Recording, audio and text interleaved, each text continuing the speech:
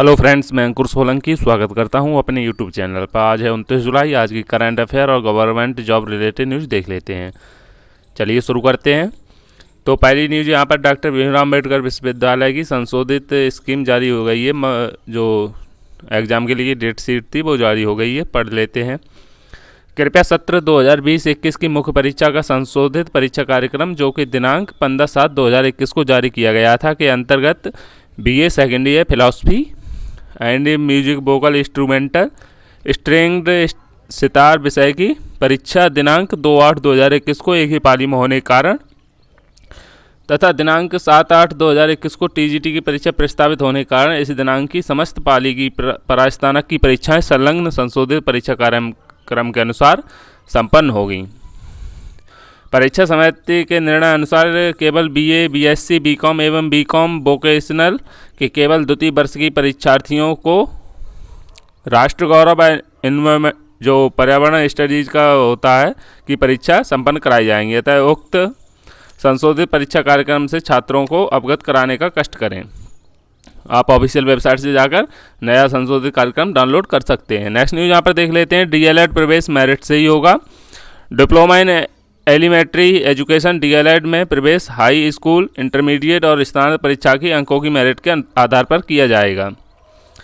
Corona संक्रमण के कारण परीक्षाएं कराने का प्रस्ताव फिलहाल टाल दिया गया है। वहीं DLED के चारों सेमेस्टर की परीक्षा सितंबर के द्वितीय से तीसरे सप्ताह में प्रस्तावित हैं। जो DLED के चारों सेमेस्टर की परीक्षा होनी है वो द्वितीय से तीसरे सप्ताह में प्रस्तावित हो गई हैं अगस्त के में। और बेसिक शिक्षा विभाग ने DLED प्रवेश के लिए लिखित परीक्षा कराने का प्रस्ताव दिया था। विभाग के प्रस्ताव पर सैद्धांतिक सहमति भी बन गई थी, लेकिन कोरोना संक्रमण के चलते सरकार ने परीक्षा कराने की हाई स्कूल, इंटरमीडिएट और स्नातक के अंकों के आधार पर ही मेरिट से भर्ती करने के निर्देश दिए हैं। प्राधिकारी सचिव संजय उपाध्याय ने बताया कि DLED के चारों सेमेस्टर की परीक्षाएं सितंबर के दूसरे और तीसरे सप्ताह में कराने का प्रस्ताव है। DLED के चारों सेमेस्टर की परीक्षाएं कब कराई जाएंगी? सितंबर के दूसरे और तीसरे सप्ताह में कराने का प्रस्ताव रखा गया है। नेक्स्ट न्यूज़ यहाँ पर देख लेते हैं। 460 केंद्रों पर होगी चयन बोर्ड की TGT परीक्षा। माध्यमिक शिक्षा सेवा चयन बोर्ड की ओर से 7 एवं 8 अगस्त को होने वाली TGT परीक्षा प्रदेश के 460 केंद्रों पर होगी। चयन बोर्ड की ओर से TGT के 12,603 पदों पर कुल 10 लाख अभ्यर्थियों ने आवेदन किए हैं। प्रवक्ता के 2,595 पदों के लिए करीब 5 लाख आवेदन आए हैं। युवा मंच ने तदर्थ शिक्षकों के पदों की भर्ती को जोड़ने की मांग की है। चयन बोर्ड की ओर से जारी हेल्पलाइन नंबर बंद होने की शिकायत परीक्षार्थियों ने की है। प्रवक्ता कॉमर्स का साक्षात्कार 5 से 6 अगस्त को। उत्तर प्रदेश लोक सेवा आयोग की ओर से प्रवक्ता कॉमर्स का साक्षात्कार 5 एवं 6 अगस्त को। आयोग की ओर से साक्षात्कार में शामिल होने वाले अभ्यर्थी तय तिथि से पहले साक्षात्कार ज्ञापन डाउनलोड कर सकते हैं। नेक्स्ट न्यूज़ यहाँ पर देख लेते हैं। आंकड़े दिए हैं। देश में दवा कंपनियां। केंद्रीय औषधि मानक नियंत्रण संगठन CDSCO के अनुसार देश में सबसे अधिक दवा निर्माताओं की संख्या गुजरात में है। पूरे देश में 29 मई 2020 तक 8,532 दवा निर्माता कंपनियां थीं। सबसे ज़्यादा कहाँ पर हैं? सबसे ज़्यादा गुजरात में है। और सेकंड नंबर पर यहाँ कौन सा है? सेकंड नंबर पर यहाँ महाराष्ट्र है और थर्ड नंबर पर यहाँ पर हिमाचल प्रदेश है। उसके बाद तेलंगाना है, उसके बाद तमिलनाडु और उसके बाद उत्तर प्रदेश। छठे नंबर पर यहाँ है। रसायन एवं उर्वरक मंत्रालय के द्वारा आंकड़े जारी किए गए हैं ये। नेक्स्ट न्यूज़ यहाँ पर देख लेते हैं। नेक्स्ट न्यूज़ क्या है? बोमई ने ली शपथ। CM बनने वाली पिता पुत्र की दूसरी जोड़ी। सादर लिंगायत समुदाय से आने वाले बसवराज बोमई ने बुधवार को कर्नाटक के 23वें मुख्यमंत्री बन गए हैं बसवराज बोमई। ये आपको याद रखना है, एग्जाम में पूछा जाएगा। राज्यपाल थावरचंद गहलोत हैं कर्नाटक के। कौन है?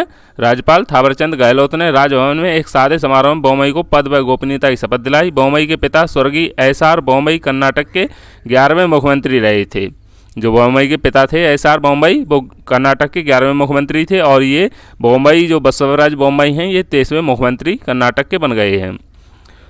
साथ ही कर्नाटक का CM बनने वाली ये दूसरी पिता पुत्र की जोड़ी बन गई। इससे पहले HD देवगौड़ा और उनके बेटे HD कुमारस्वामी भी मुख्यमंत्री रह चुके हैं। वहीं प्रधानमंत्री नरेंद्र मोदी ने उन्हें शुभकामनाएं दी। वहीं बोमई ने येदियुरप्पा के कामों को आगे बढ़ाने का आश्वासन दिया। येदियुरप्पा के मंत्रिपरिषद में बोमई गृह मामलों, कानून, संसदीय मामलों और विधायी मामलों के मंत्री थे। बोमई हावेरी जिले में गांव से 3 बार के विधायक थे तथा 2 बार वह पार्षद भी रहे।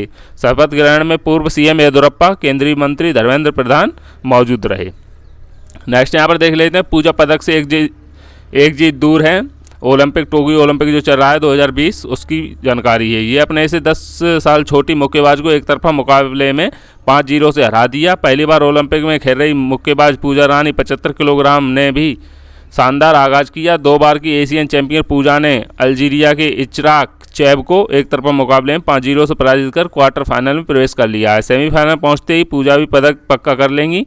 लवलीना भी अंतिम 8 में पहुंच चुकी हैं। 30 साल की पूजा ने मैच के दौरान अपने से 10 साल छोटी प्रतिद्वंदी जो थी उस पर दबदबा बनाए रखा। पूजा दाहिने हाथ के दमदार मुक्कों से नियंत्रण बनाए हुए थी और उन्हें चैब की रिंग में संतुलन की कमी का भी लाभ मिला। तीनों राउंड में पूजा का दबदबा रहा। चैब मुक्के सही जगह नहीं जड़ पा रही थीं।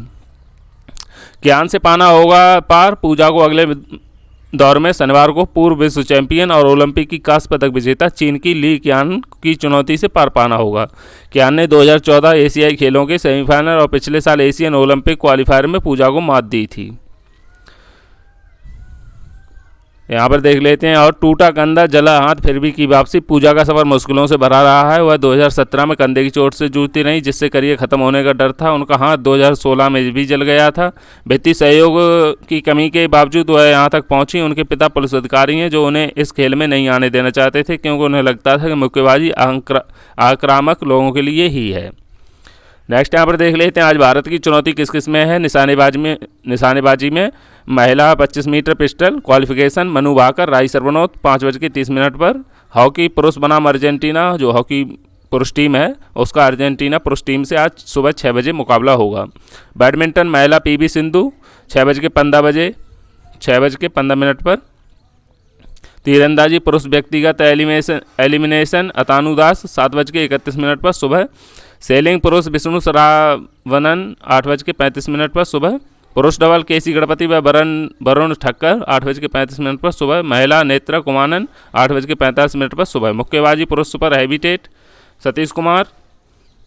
गोल्फ में यहाँ पर पुरुष अनिर्वाण लाहिड़ी 8:52 पर। उदय माने 11:09 पर सुबह। तैराकी में पुरुष 100 मीटर बटरफ्लाई। आपको एक शब्द याद रखना है दोस्तों, बटरफ्लाई एग्जाम में ज़्यादातर पूछा जा चुका है, तैराकी से संबंधित है ये। साजन प्रकाश 4:16 पर शाम को। नेक्स्ट यहाँ पर देख लेते हैं, रेलवे के खिलाड़ी को ओलंपिक स्वर्ण जीतने पर मिलेंगे 3 करोड़ रुपए। भारतीय रेलवे ने टोक्यो ओलंपिक खेलों में खिलाड़ियों का मनोबल बढ़ाने के लिए प्रोत्साहन राशि देने का ऐलान किया है। रेल मंत्रालय के बयान के अनुसार रेलवे स्वर्ण जीतने वाले एथलीटों को 3 करोड़ रुपए की नकद राशि से सम्मानित करेगा। रजत जीतने वालों को 2 करोड़ और कांस्य जीतने वाले एथलीटों को 1 करोड़ रुपये दिए जाएंगे। 8वें स्थान तक पहुंचने वाले एथलीट को 35 लाख रुपए दिए जाएंगे। स्वर्ण पदक जीतने वाले एथलीट के कोच को 25 लाख रुपए, रजत जीतने वाले एथलीट के कोच को 20 लाख और कांस्य पदक जीतने वाले एथलीट के कोच को 15 लाख रुपए रेलवे की तरफ से दिए जाएंगे। नेक्स्ट यहाँ पर देख लेते हैं, सेमीफाइनल में आखिरी स्थान पर रहे अर्जुन अरविंद। भारतीय नौका चालक अर्जुन लाल जाट और अरविंद सिंह दूसरे सेमीफाइनल में छठे और आखिरी स्थान पर रहकर नौकायान के पुरुषों के लाइट वेट डबल स्कल्स के फाइनल में जगह नहीं बना पाए। अर्जुन और अरविंद सी फॉरेस्ट वाटरवे में 6 टीमों को दूसरे सेमीफाइनल में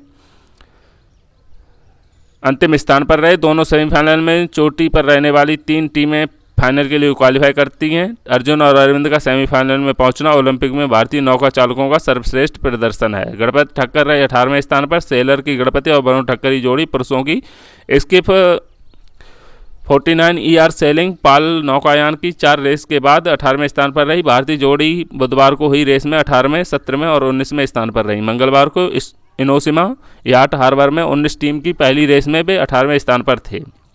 नेक्स्ट यहाँ पर देख लेते हैं, भारतीय महिला हॉकी टीम लगातार तीसरा मैच हार चुकी है। यहाँ पर टोक्यो ओलंपिक में भारतीय महिला हॉकी टीम को ग्रेट ब्रिटेन के हाथों 1-4 से शिकस्त का सामना करना पड़ा। यह रानी की अगुवाई वाली भारतीय टीम की लगातार तीसरी हार है। ब्रिटेन की ओर से हैना दूसरे 19वें मिनट में, जो जबकि लीली 41वें मिनट में और ग्रेस 57वें मिनट में गोल किए है। दुनिया की 11वें नंबर की टीम भारत के लिए एकमात्र गोल 23वें मिनट में शर्मिला ने किया। भारतीय टीम को पूल ए में अपने अंकों का खाता खोलने का अब भी इंतजार है।